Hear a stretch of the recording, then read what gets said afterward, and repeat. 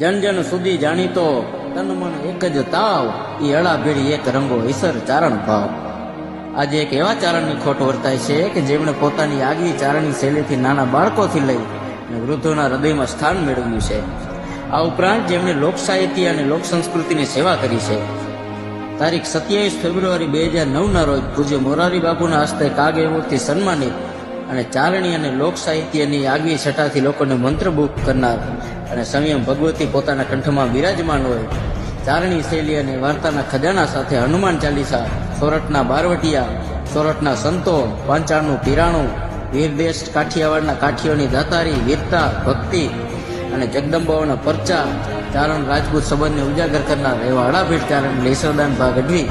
લેસરદાન ભા ગઢવીની પુણ્યતિથિએ ચરણોમાં કોટી કોટી વંદન.